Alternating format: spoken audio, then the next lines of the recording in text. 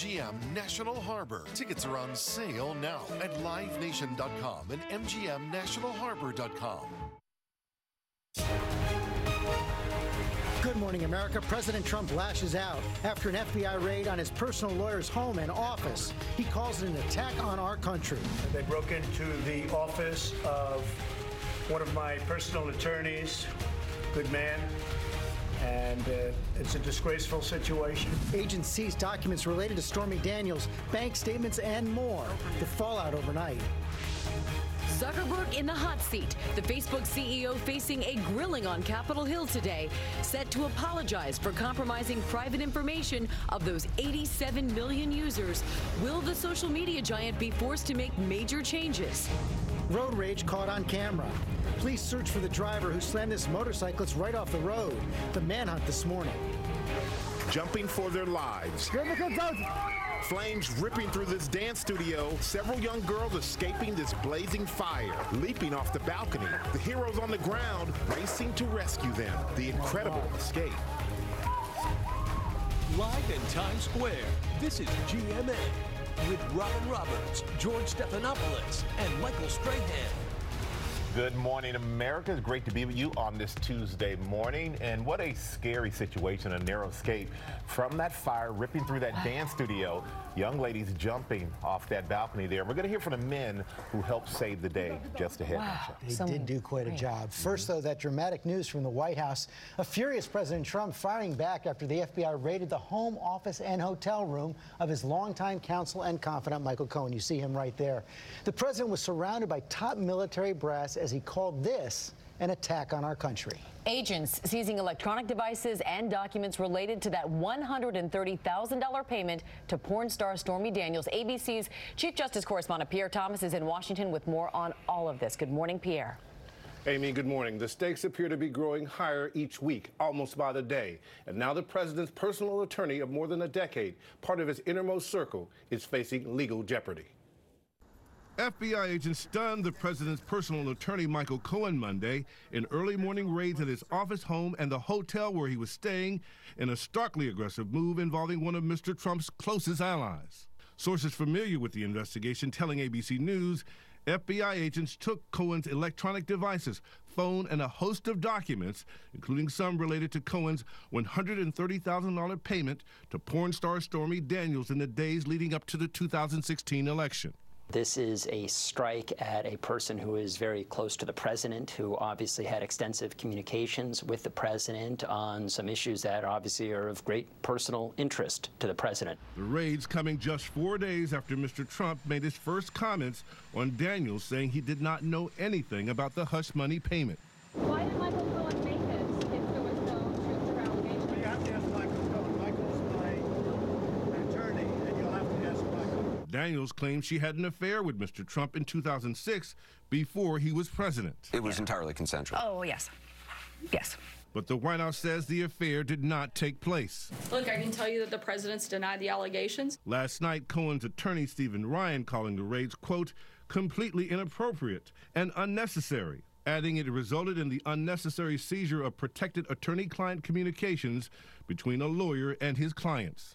Cohen has said he tried to resolve Daniels' allegations, which he says are untrue, as part of his friendship with Mr. Trump. But critics have suggested that the $130,000 payment amounted to a campaign contribution aimed at helping Trump in the election by keeping the Daniels allegations secret. Sources tell ABC News the special counsel's team uncovered information that concerned them and discussed it with Deputy Attorney General Rod Rosenstein because it appeared outside of the special counsel's mandate of investigating Russia. Rosenstein decided to refer the matter to the U.S. Attorney's Office in the Southern District of New York, which then sought a search warrant after a review. George? Right, approved by a judge. Okay, Pierre, thanks very much. Now to that furious response from President Trump. I want to go to our chief White House correspondent, John Carl. And John, what a surreal scene there in the White House. The president surrounded by all those military brass and then really let loose. He is angry, George. He is lashing out, and the president is openly musing about firing the special counsel. It took no prompting. Surrounded by the nation's top military leaders for a meeting about Syria, the president instead launched into an attack against special counsel Robert Mueller. So I just heard that They broke into the office of one of my personal attorneys, good man, and it's a disgraceful situation. It's a total witch hunt. I've been saying it for a long time. He went on for nearly 8 minutes, calling the raid on his personal lawyer's office a, quote, attack on our country. Talking about a lot of serious things with the greatest fighting force ever, and I have this witch hunt constantly going on for over 12 months now, and it's a disgrace. It's frankly a real disgrace. It's an attack on our country in a true sense. His wrath aimed not just at the special counsel, but also at his own attorney general, Jeff Sessions. He should have certainly let us know if he was going to recuse himself, and we would have put a different attorney general in. So he made what I consider to be a very terrible mistake for the country. But you'll figure that out. And for the first time, he publicly mused about firing the special counsel investigating him. Fire Mueller. Why don't I just fire Mueller? Well, I think it's a disgrace what's going on. We'll see what happens. But I think it's really a sad situation when you look at what happened. And many people have said you should fire him. Again, they found nothing. And in finding nothing, that's a big statement. Some of the president's closest allies in Congress have warned him that firing Mueller would be a grave mistake that would trigger a constitutional crisis, maybe even impeachment. People close to the president have told me that he has heard that message, that he understands it. But, George, after what we saw last night, nobody has any idea what the president will do on this. None at all. Okay, John, thanks very much. Let's talk more about this now with our chief legal analyst, Dan Abrams. Chris Christie, former New Jersey governor, federal prosecutor, also a friend and ally of President Trump. Does he understand what firing Robert Mueller would mean? I think he does. I think he does. But I think that what John just said is right. I mean, I think the president is really angry about this and expressed that yesterday. I think he does understand it. But I think there's lots of people who are concerned that, you know, his reaction to this may overcome what he's already been told. And if he pulls the trigger? Well, it's a big problem. It's a big problem. And I've told him that. I mean, you know, you can't fire the special counsel. You just can't. And I think, you know, now we're looking at the U.S. Attorney in the Southern District of New York, who I know well, a guy from New Jersey was appointed there by Attorney General Sessions. This is a good guy, Jeff Berman. He's a Boy Scout. He'll do the right thing. And Dan, explain how many hoops they had to go through to get this raid of Michael Cohen's offices. Robert Mueller did not make this decision. Robert Mueller made the decision that this is actually outside the scope of what I'm supposed to be doing. But to be clear, he came upon evidence he thought of some criminal activity. It seems he came upon some sort of potential criminal activity. He then hands it off effectively to Rod Rosenstein, who's the Deputy Attorney General, says, look, we found this, you decide what to do with it. Rod Rosenstein then makes a referral, meaning basically says to the Southern District of New York, look, here's what we got, you decide what to do with this.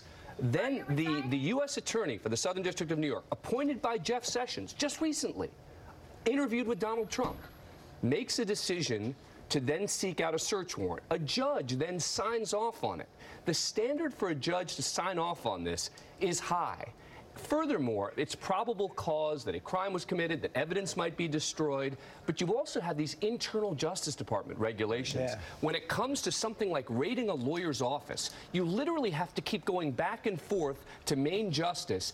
Everyone here seems to... So this is approved every step of the way. But how extraordinary are the president's personal lawyer? Well, it's not that extraordinary in this respect. Well, for the president, sure. But, I mean, you know, this happens. You know, I did it when I was U.S. Attorney. You get permission. But as Dan said, you know, they went to justice at least twice on this.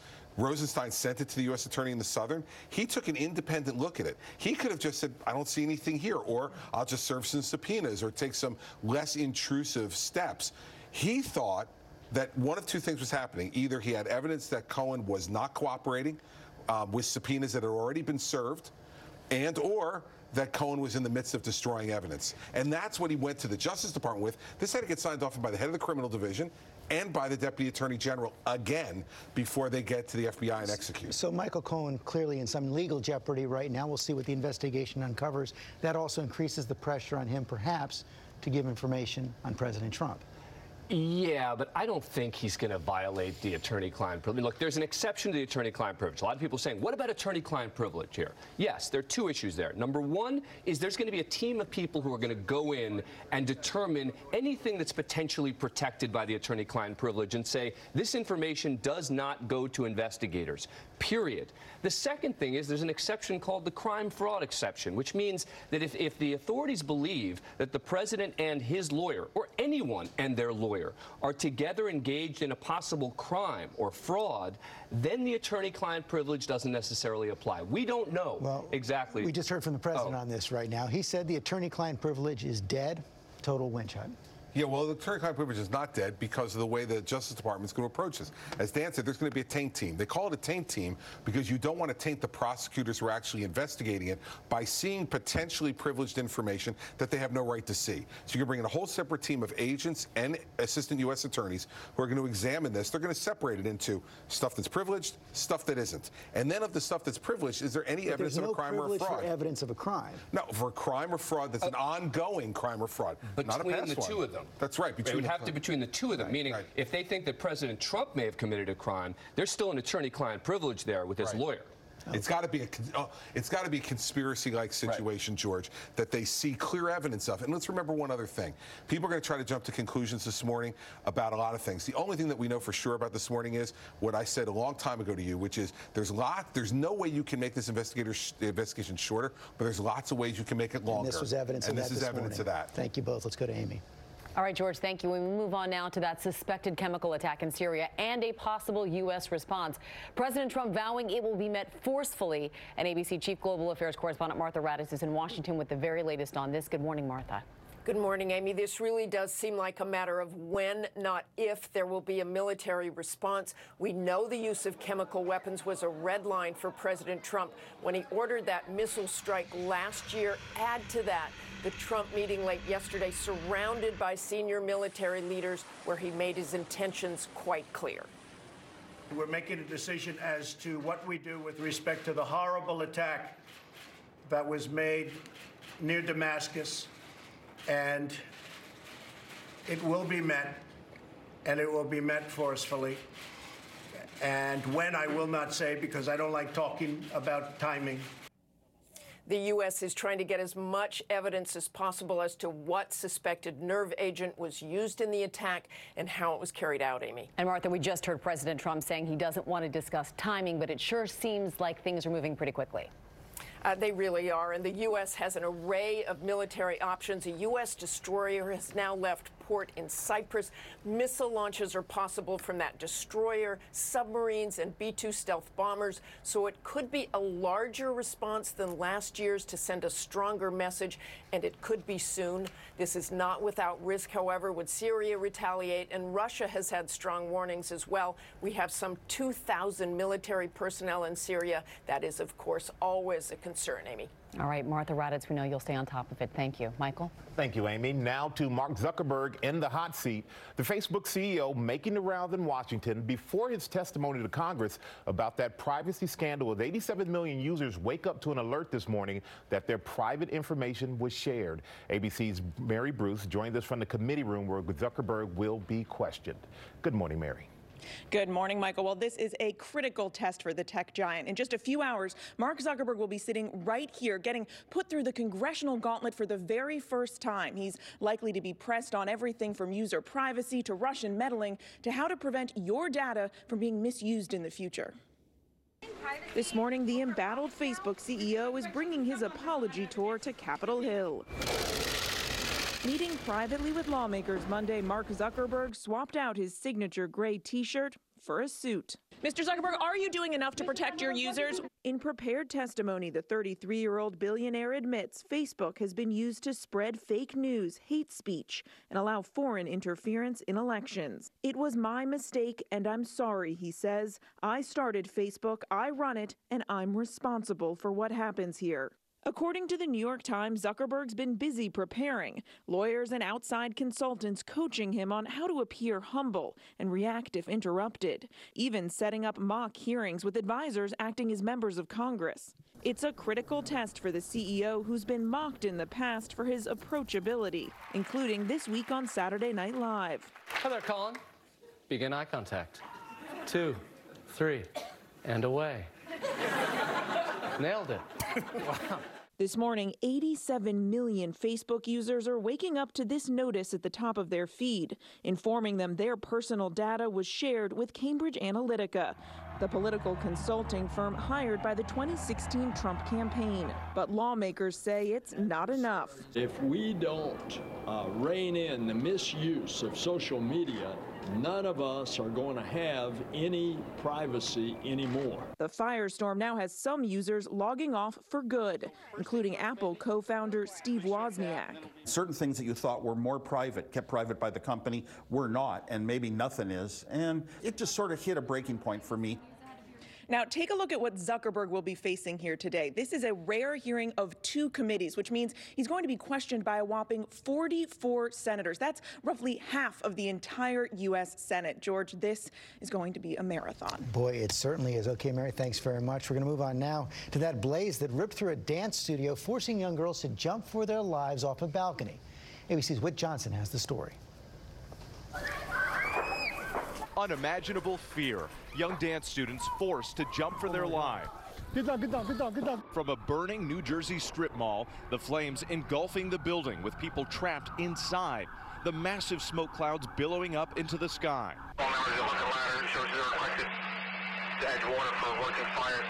Neighbors and first responders rushing a ladder to the second floor to get the girls down to safety. But it isn't long enough to reach. One terrified young student kicks it over, forcing the others to leap into the arms of rescuers waiting below. They were screaming, help me, help me, help me, please. One of the first people on the scene was local businessman Tony Nimme, who, along with police officer Jimmy Dalton, helped evacuate the dance studio. The girls were trapped on the second floor, and they escaped due to the bravery of these 2 guys right here. The dancers back safely on the ground, receiving medical attention. Miraculously, no one seriously injured. It's a miracle with the heavy fire volume that we had on arrival, though, that everybody got out the way they did. More than 12 hours later, fire crews are still here, dousing the building with water, putting out hot spots. That fire ripped through the dance studio, as well as a neighboring car wash and restaurant. The cause of the fire still under investigation. George? Okay, Whit, thanks very much. Michael? All right, George, now to the boys of winter. The Chicago Cubs home opener was postponed because of snow, but that didn't stop the player from taking the field anyway to play in the snow and have an impromptu snowball fight. Also, they captured the moment, the unusual moment, with posting selfies. They had all these photos on social media. And even the stadium organist was not going to be left out, playing Jingle Bells to the empty park. Oh, no. But the game will be played this afternoon when hopefully the only white on the field will be the foul lines. Oh, yes. But the only person who can tell us about that is going to be Rob. So, Rob, all the attention. No pressure, Rob. Yeah, all the attention over to you, man. Yeah, no problem here. I mean, spring is here. It's obvious here in Portland, Michigan, where snow was falling yesterday. 11 games in the last 12 days of the beginning of the Major League Baseball season canceled because of snow, cold, and rain. But we do have some warmer weather on the dock. Once we get through today, the next 3 to 4 days will warm up nicely into the 70s and maybe even lower 80s. Tuesday Trivia now brought to you by Pampers Cruisers. They're all going in the same direction, but in very different ways. And Pampers gives all of them our driest, best-fitting diaper. Pampers Cruisers with 3-way fit. They adapt at the waist, legs, and bottom, with up to 12 hours of protection for all the freedom to move their way in Pampers Cruisers. Only Pampers diapers are the #1 choice of hospitals, nurses, and parents. Okay, just one more day where you're going to need your winter coat. Our temperatures will top out in the mid-50s later today, but a bit of a cool, if not a cold start for many of you. Afternoon sunshine, and then look at these temperatures starting on Thursday. Finally, some spring warmth with 80-degree temperatures Friday and Saturday. It's going to be gorgeous around here for the start of the weekend, but then by the tail end of our weekend, we're going to track this next weather maker. It'll bring storms to the Tennessee Valley, maybe some rain here late Sunday. Ooh, the anticipation of warmer temperatures, bright colored ties. So excited. We're ready for it. We're going to force it. I'm bringing it. Okay, thank you, Rob. Coming up, The Simpsons getting slammed, finally responding now to the criticism of the character Apu. Viewers still not happy. And then road rage, the manhunt this morning for a driver who knocked this motorcyclist right off the road when we come back.